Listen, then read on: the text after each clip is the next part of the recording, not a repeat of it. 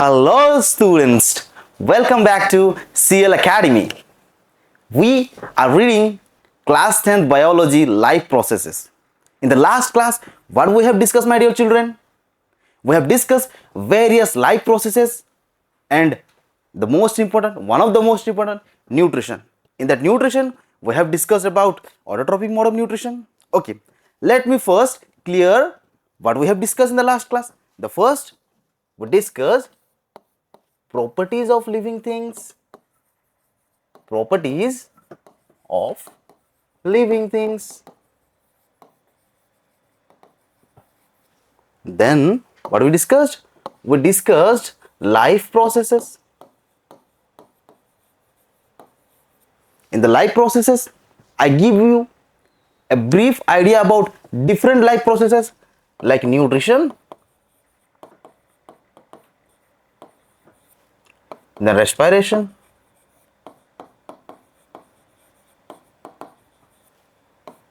then transportation,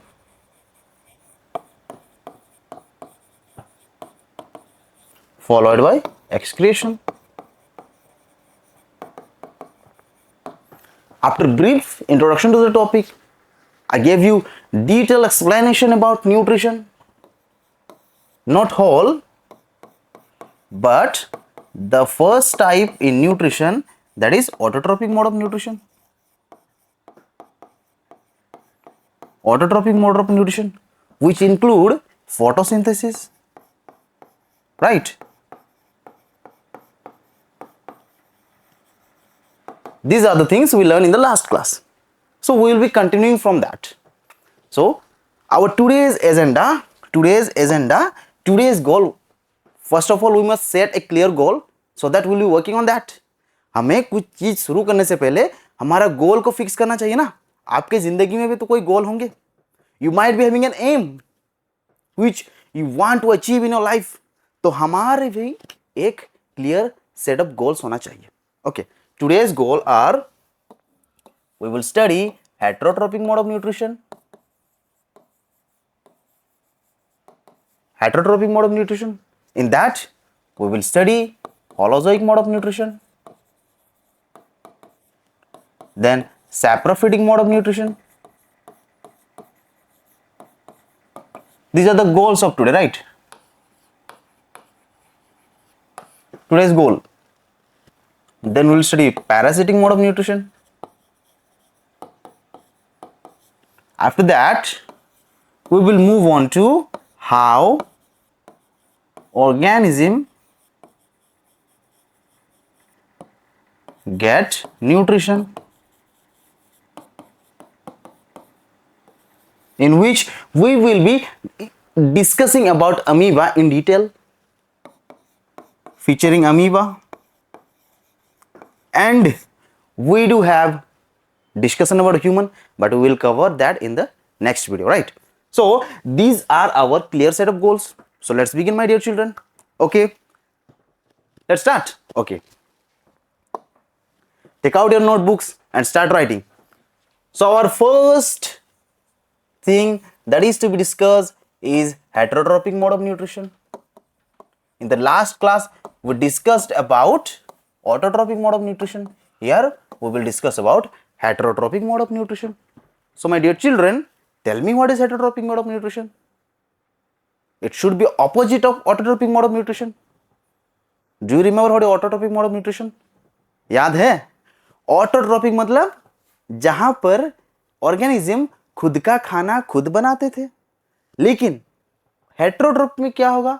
वो खुद का खाना खुद नहीं बनाएंगे, किसी दूसरे के ऊपर डिपेंडेंट होंगे. पर सर, घर में तो हम अपना खाना खुद बनाते हैं. ऐसे नहीं होता. आप अपना खाना खुद बनाते हैं, लेकिन उसका जो सोर्स होता है वो आप किसी प्लांट या फिर किसी दूसरे एनिमल से आप पाते हैं. इसीलिए हम उसको ऑटोट्रोपिक मोड ऑफ न्यूट्रिशन में कंसीडर ही नहीं करेंगे. The thing you have to understand, you have to set clear thinking in your mind that won't be count as autotrophic mode of nutrition. So what is heterotrophic mode of nutrition? It is the mode of nutrition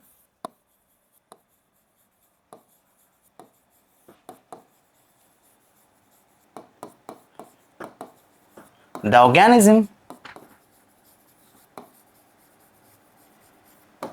depends on others. Others are like plants and animals. Others for their nutrition.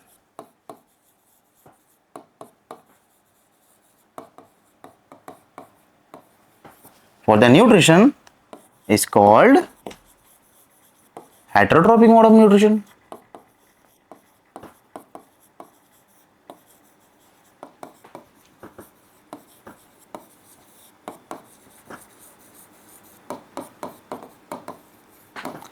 So my dear children, tell me, if it is heterotrophic mode of nutrition, then what will be the organisms called?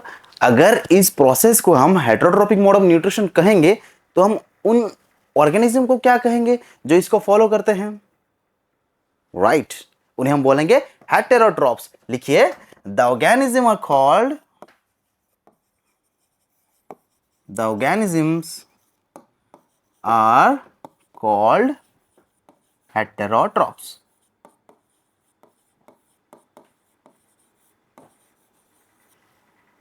Okay my dear children, they are called heterotrophs. हाँ, और एक बात ध्यान रखिए, वे अपना खाना खुद नहीं बनाते. ठीक है, मैं ये बार बार रिपीट कर रहा हूं क्योंकि आपको इस चीज में कंफ्यूज नहीं होना है. ठीक है, तो एग्जाम्पल लिखेंगे. What are the example of heterotrophs? What are the examples of heterotrophs? humans are heterotroph. Cat is a heterotroph. Tree. You notice or not? I deliberately made a mistake to check whether you are following or not. Tree is not a heterotrophic mode of nutrition, my dear children. It is autotrophic mode of nutrition. Keep in your mind. So there should be dog, etc. Okay, my dear children. These are the heterotrophic mode of nutrition. So अगर heterotrophic mode of nutrition है, क्या उसमें भी कुछ types हैं? होने तो चाहिए, क्योंकि मैंने कुछ को देखा है, कुछ डेड एंड डिकेड पार्ट में भी सर्वाइव करते हैं, और कुछ ऑर्गेनिज्म ऐसे भी हैं जो एक खाना को माउथ के थ्रू कंज्यूम करते हैं. ठीक है, मैंने कुछ ऐसे ऑर्गेनिज्म भी देखे हैं जो दूसरे ऑर्गेनिज्म के ऊपर सर्वाइव करते हैं. तो क्या कुछ टाइप्स हैं? Are there any types in heterotrophic mode of nutrition? Absolutely, my dear children. There are 3 major types in heterotrophic mode of nutrition. We'll discuss about that. Before that, you must write it down in a copy. Okay. Next, types of heterotrophic mode of nutrition. So the first one is Holozoic. Okay, my dear children, Holozoic mode of nutrition. Sir, what is Holozoic? Okay, let me finish first the type of heterotrophs, then I will tell you what is Holozoic. Then comes Saprophytic.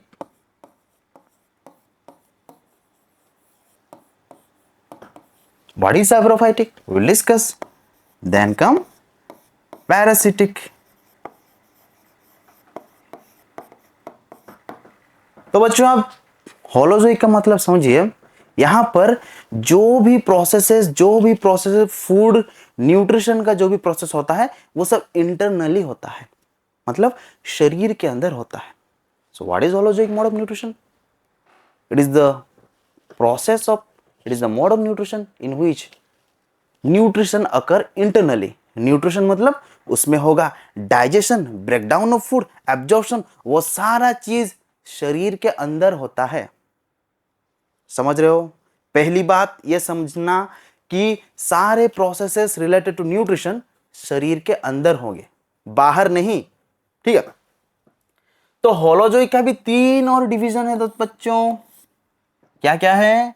वो है हार्विवोरस, यानी those who consume plants. Then come carnivorous, those who consume flesh. And then come omnivorous, those who consume both plants and animals. Right? These are the type of heterotrophic mode of nutrition. Now we'll read one by one in detail. The first thing is holozoic mode of nutrition. Let's move on to that. Holozoic mode of nutrition.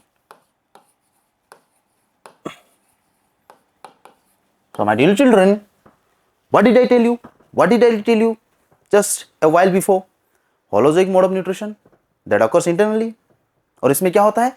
Breakdown of food, absorption of food, उसके बाद assimilation of food, egestion of food, ये सब मिलजुल कर बनते हैं holozoic mode of nutrition. चलिए लिखते हैं definition. The mode of nutrition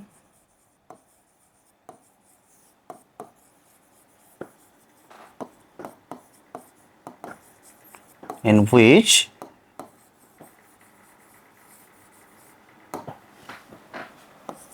organism consume or ingest consume a not a consume solid food and digest it internally is called holozoic mode of nutrition. ठीक है.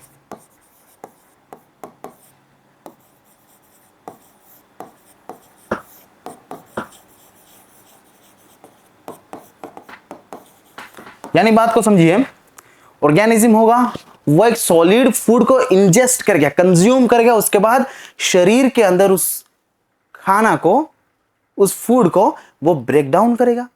सिर्फ ब्रेक डाउन ही नहीं, आगे चलकर उसको एब्जॉर्ब भी करेगा, उससे एनर्जी गेन भी करेगा. ठीक है. तो ये सब कहां पर होता है? कहां पर होता है? इंटरनली होता है, शरीर के अंदर होता है. तभी उसको बोलेंगे होलोजोइक मोड ऑफ न्यूट्रिशन. ठीक है. होलोजोइक मोड ऑफ न्यूट्रिशन में कौन कौन से स्टेप्स इन्वॉल्व होते हैं? सबसे पहले खाना खाना, अपने माउथ के थ्रू अपने बॉडी के अंदर लेना, उसे बोलेंगे ईजेशन. ये थोड़ा इंपॉर्टेंट है. ईजेशन माउथ के थ्रू अपने ले लिया, उसके बाद वो जाएगा स्टमक में, स्टमक में होगा डाइजेशन.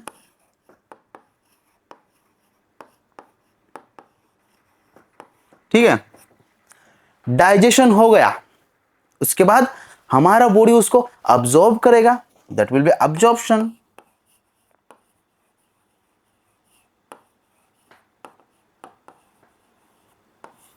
अब्जॉर्प्शन के बाद आएगा assimilation.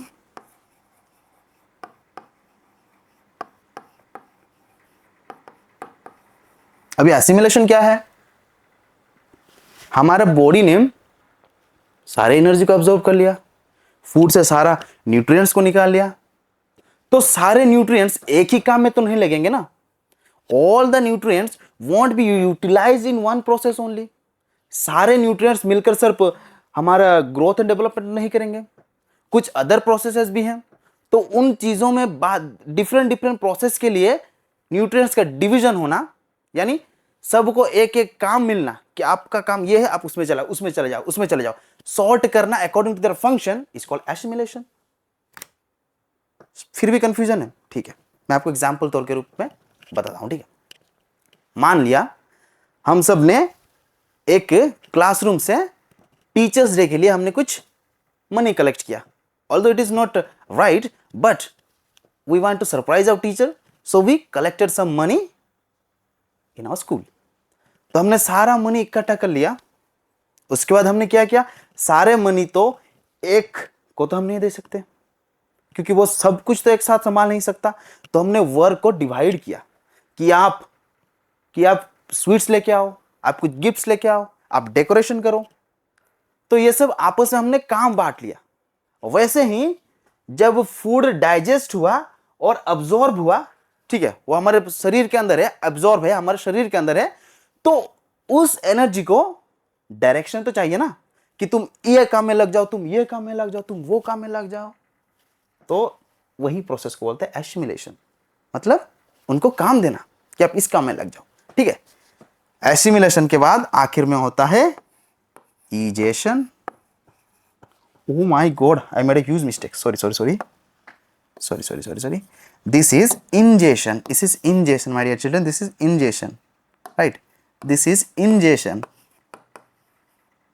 This is ingestion. Nobody even try to correct me. Egestion, right? Egestion is the last process. Ingestion is the first process. There is a little bit of confusion, but you don't get confused, right? Ingestion is the first process. Egestion is the last process. Okay. So these are the steps that occur in holozoic mode of nutrition, right? Then types of holozoic mode of nutrition. There are three types that we already discussed. First is herbivorous.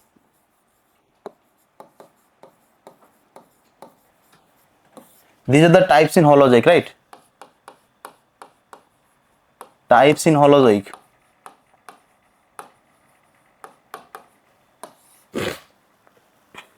What are herbivores? The organism which consume only plants and their products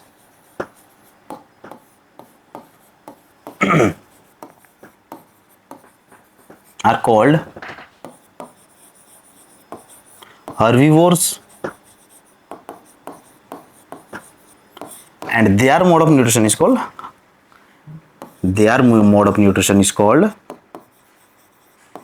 उनको herbivores कहा जाता है और उनके mode of nutrition को herbivorous कहा जाता है। And their mode of nutrition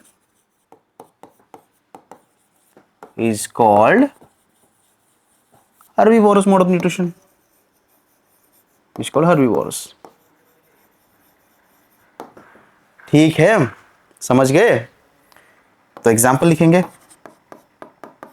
example में होगा काउ, हॉर्स, ठीक है, और डियर एटसेट्रा। हुआ या और कुछ समझना है हर्बीवोरस में? या आप तीसरी चौथी क्लास से पढ़ते आ रहे हैं बार बार। हर्बीवोर्स आर द ऑर्गेनिज्म और the animals who consume only plants and their products, right? So next is carnivore. Second one is carnivores.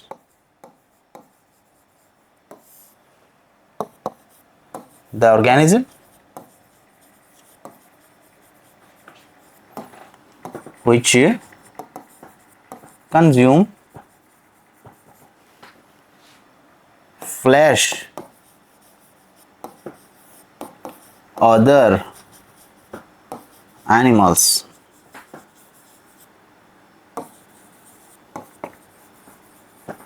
are called carnivores, and their mode of nutrition is called carnivorous. So example are lion, tiger, etc.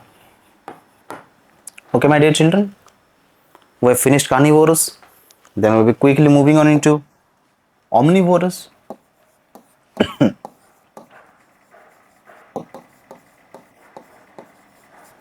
What are omnivorous?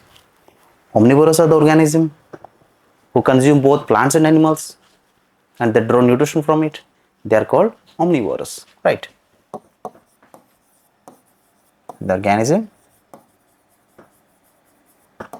that draw or get nutrition from both plants and animals is called omnivorous. Okay, my dear children. For example, we do have humans. Okay.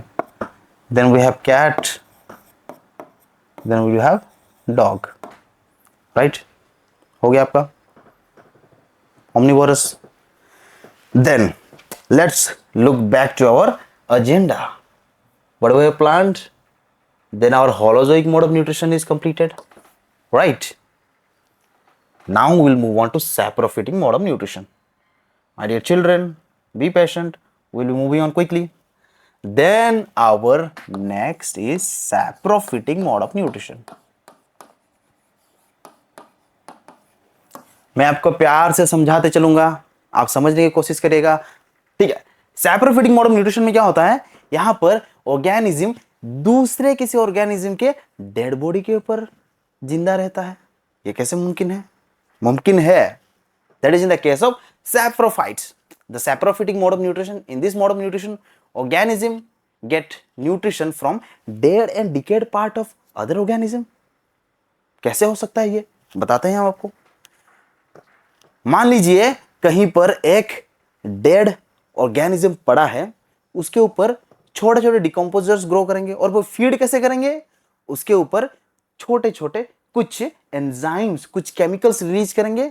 उसके बाद वो जो मरा हुआ शरीर है वो धीरे धीरे गलना शुरू होगा, डिकम्पोज होना शुरू होगा। जब वो डिकम्पोज हो जाएगा वो सिंपलर फूड में कन्वर्ट हो जाएगा।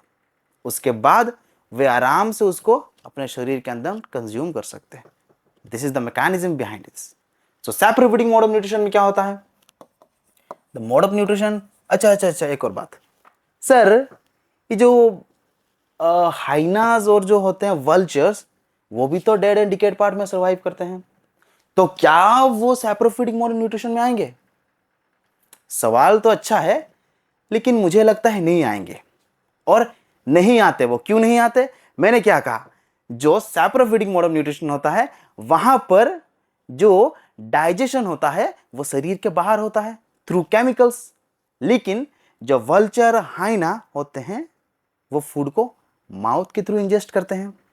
डाइजेशन शरीर के अंदर होता है, इसीलिए that will count in A holozoic mode of nutrition, not in saprophytic mode of nutrition. Although they consume dead and decayed part of organism, but they won't be counted as saprophytic mode of nutrition. Okay, don't get confused in that. So in saprophytic mode of nutrition, the organism get nutrition from dead and decayed parts of other organism.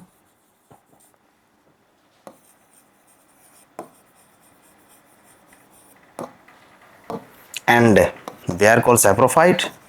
The organism or those who do this, those who perform this, they are called saprophytes.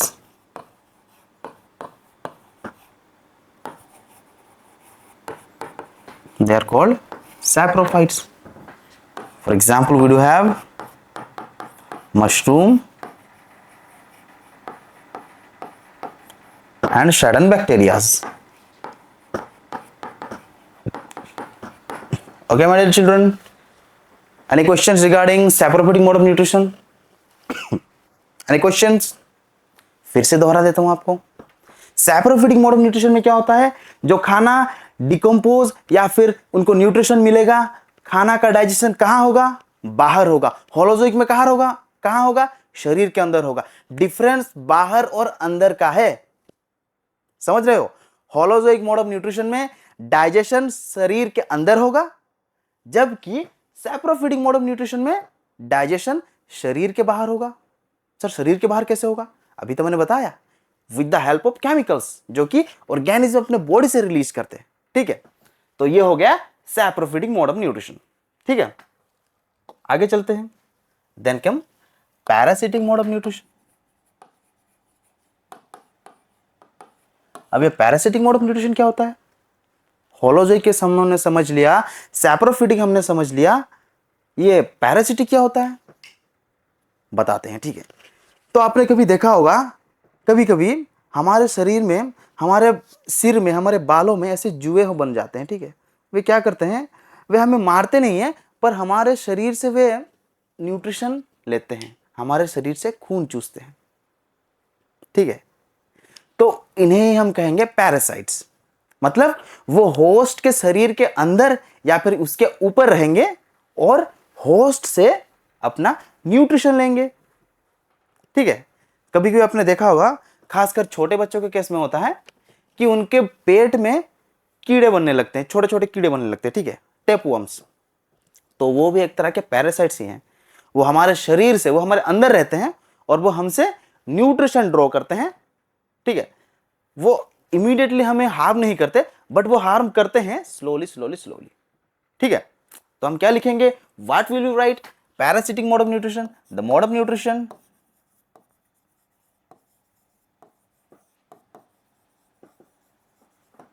the mode of nutrition in which an organism, जिसे कि हम parasite बोलेंगे, ठीक है, an organism, उसको parasite बोलते हैं, जो कि दूसरों के घर में रहता है और उनका ही खाता है, ठीक है, parasite. The mode of nutrition in which an organism lives in or on of another organism, जिसके ऊपर रहता है उसे हम होस्ट बोलेंगे, ठीक है।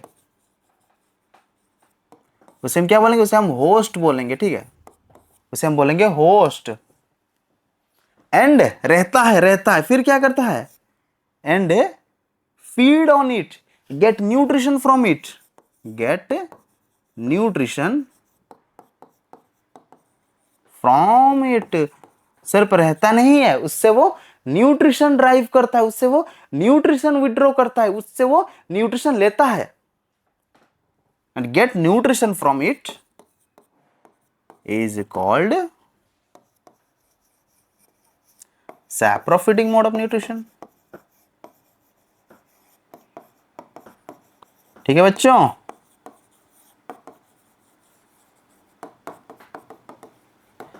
वो उनको इमीडिएटली नहीं मारता, पर वो उनको हार्म करता है, ठीक है।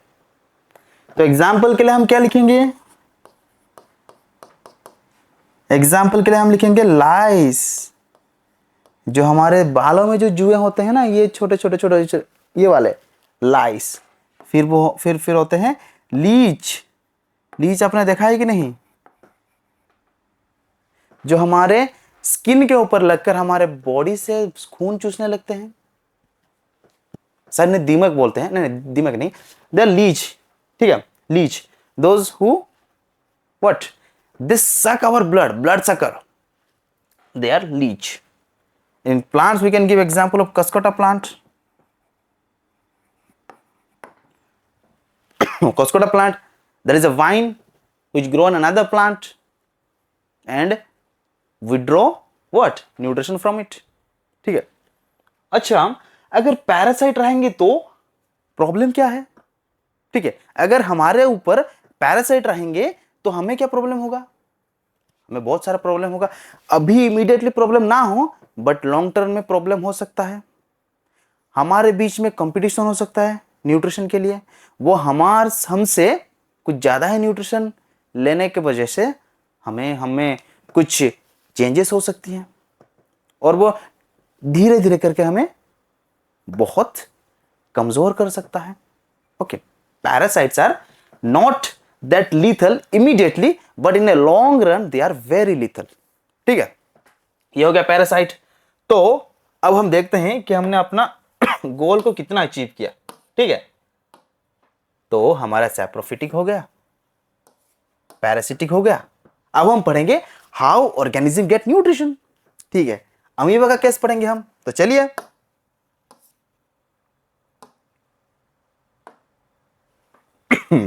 तो सवाल उठता है कि ऑर्गेनिज्म आखिर खाना कैसे पाते हैं, how do they get nutrition. कुछ एग्जाम्पल के थ्रू समझेंगे। पहला एग्जाम्पल है अमीबा, उसके बाद है ह्यूमन। ह्यूमन का केस हम नेक्स्ट क्लास में पढ़ेंगे, उनका प्रॉपर ह्यूमन डाइजेस्टिव सिस्टम को स्टडी करेंगे। ठीक है, तो अभी हम पढ़ेंगे किसके बारे में, अमीबा के बारे में, न्यूट्रिशन इन अमीबा।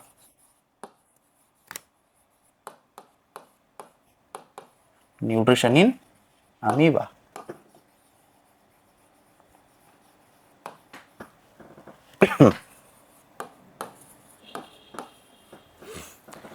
तो आपको अमीबा के बारे में क्या पता है बताइए, what do you know about amoeba? Amoeba जो यूनिसेलुलर ऑर्गेनिज्म, ठीक है।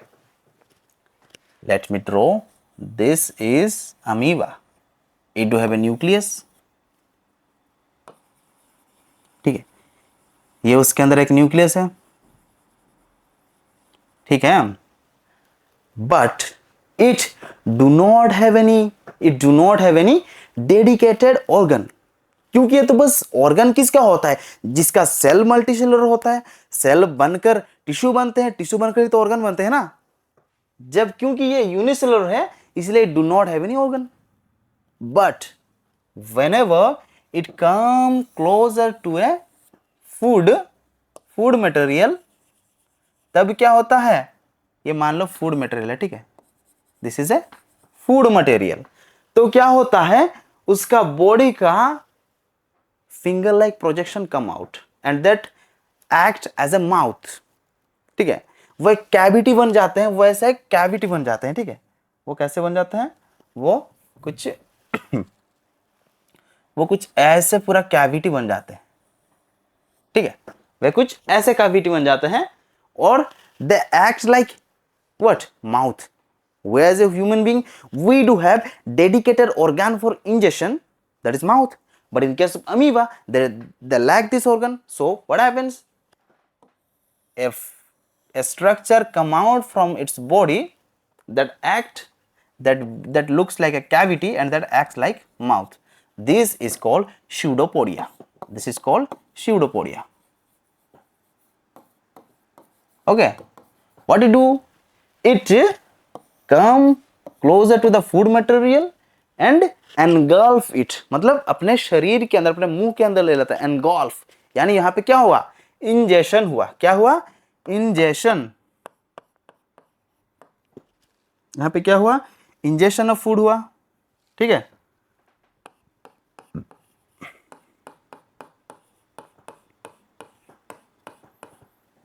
इंजेशन मतलब अपने मुंह के अंदर लेना, ठीक है। अगला क्या हुआ, ये न्यूक्लियस को मैं एक साइड में कर दे रहा हूं, ठीक है, ताकि आप कंफ्यूज ना हो न्यूक्लियस और फूड मटेरियल में। ये न्यूक्लियस है ये रहा फूड मटेरियल, फिर वो क्या होगा, वो टूटेगा छोटे छोटे कणों में, वो ऐसे टूट जाएगा, वैसे छोटे छोटे कणों में वो टूट जाएगा, ठीक है, यानी ब्रेकडाउन ऑफ फूड हुआ। ब्रेकडाउन ऑफ फूड को हम क्या कहेंगे, इसे हम कहेंगे डाइजेशन कहेंगे। मतलब पहले तो ये amoeba unicellular free living organism है, जब whenever it come closer to a food particle, what happens, there is a finger like projection come out from its body which are called pseudopodia, and what they do, they act like cavity, they form a cavity and it act like a mouth to ingest the food into it, to let the food enter the body। जब शरीर के अंदर गया तो food का टूटना शुरू हुआ, छोटे छोटे कणों में वो टूट गया, ब्रेकडाउन ऑफ फूड हुआ, दैट इज कॉल्ड डाइजेशन, ठीक है। फूड टूट गया, digestion of food occur, then उसके बाद क्या होगा, उसके बाद क्या होता है, याद करिए, उसके बाद होता है एब्जॉर्प्शन, ठीक है, शरीर उन सबको अब्जॉर्ब कर लेगा अपने अंदर, ठीक है, अब्जॉर्प्शन होगा तो क्या होगा, डाइजेशन के बाद होगा एब्जॉर्प्शन,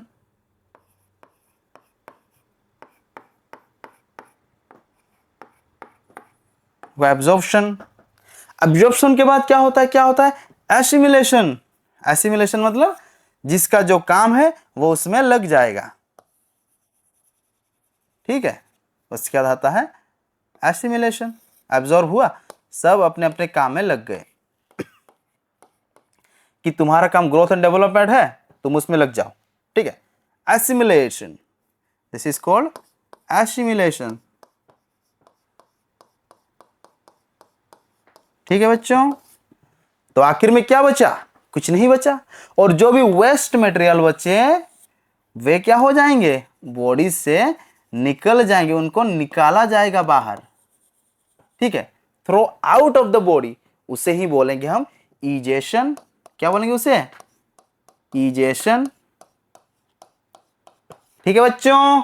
हमने समझ लिया। अच्छा, इसको, यह है पहला प्रोसेस, यह है दूसरा, यह है तीसरा, यह रहा चौथा और यह रहा पांचवा।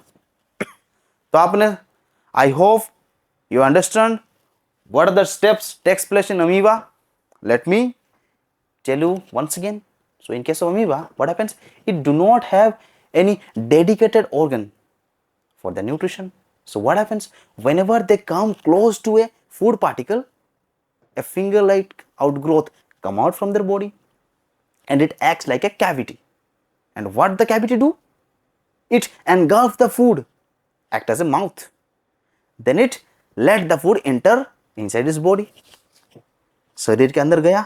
Then what happened? Food breakdowns into simpler form, and that is called digestion.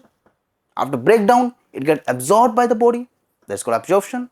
After absorption, all the nutrients are distributed for their dedicated works. That is called assimilation.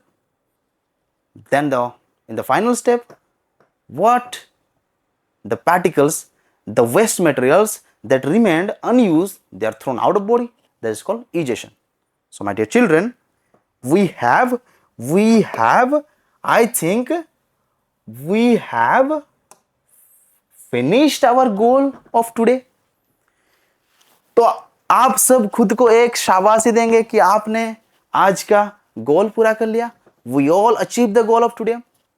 So my dear children, I hope you like the class. I wish you all the best. ठीक है, आप अगली class में मिलेंगे जहां पर हम पढ़ेंगे we will study detail about human digestive system and how the nutrition occur in human. Until then, I wish you all the best and keep learning. Subscribe to our channel. Thank you, students.